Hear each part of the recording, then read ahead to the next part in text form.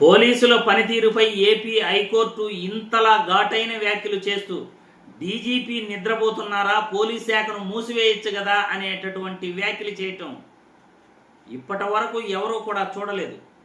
AP high court ఇంతలా serious అవటం ఏ ప్రభుత్వంలో కూడా చూడలేదు. కానీ ఈ కూటమి ప్రభుత్వంలో న్యాయస్థానం ఇచ్చే ఆదేశాలను కూడా పాటించకపోవటం వల్ల ఏపీ హైకోర్టు పోలీసులపై ఇంతలా సీరియస్ అయ్యింది అని నేను ఈ వీడియో ద్వారా ప్రజలకు తెలియజేస్తున్నాను.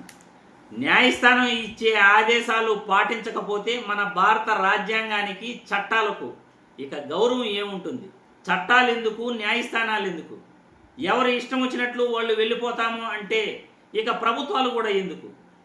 పోలీస్ శాఖ ఈరోజు తిరుమల తిరుపతి దేవస్థానం పరకామణి కేసుకు సంబంధించి 72,000 విలువైన $900 దొంగలించారు అంటూ ఏదైతే తిరుమల తిరుపతి దేవస్థానంలో తిరుమల 1 టౌన్ పోలీస్ అధికారులు కేసు ఏదైతే నమోదు చేశారో ఆ కేసులో సెప్టెంబర్ 19వ తేదీ ఏపీ హైకోర్టు రికార్డులను సీజ్ చేయండి అని ఏపీ సిఐడి ఐజీకి ఆదేశాలు ఇచ్చింది. కానీ ఏపీ సిఐడి ఐజీ పోస్టే లేదంటూ అక్టోబర్ 6వ తేదీ అనుబంధ పిటిషన్ ఏపీ సిఐడి అధికారులు దాఖలు చేయడం జరిగింది.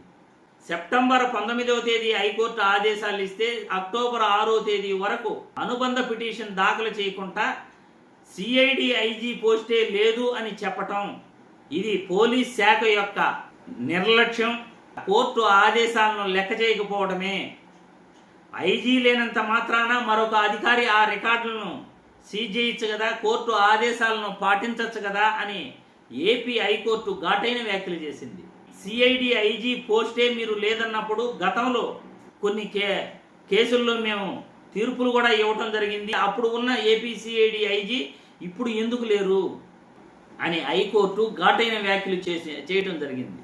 ఈరోజు పోలీస్ శాఖ ఖచ్చితంగా ఏపీ హైకోర్టు ఏదైతే సీరియస్ అయిందో ఆ ఘాటైన వ్యాఖ్యలు వెనక మీ యొక్క పనితనం ఎలా ఉందో, ఈరోజు అధికార పార్టీకి మీరు కొమ్ముగాస్తూ మన భారత రాజ్యాంగం పట్ల, న్యాయ వ్యవస్థ పట్ల మీరు ఎంత నిర్లక్ష్యం వహిస్తున్నారో, కోర్టు ఆదేశాలను కూడా పాటించలేని స్థితిలో మీరు ఉన్నారు అంటే ఇది ఎంత ప్రమాదకరమో ప్రజాస్వామ్యానికి మీరే తెలుసుకోవాలి.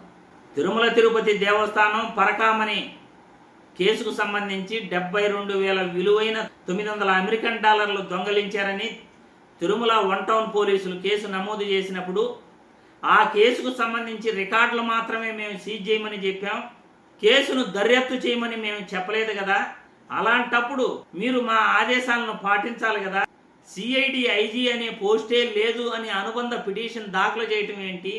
సిఐడి ఐజీ పోస్టు లేనప్పుడు వేరే అధికారి ఎవరైనా ఆ రికార్డులను సీజ్ చేయొచ్చు కదా.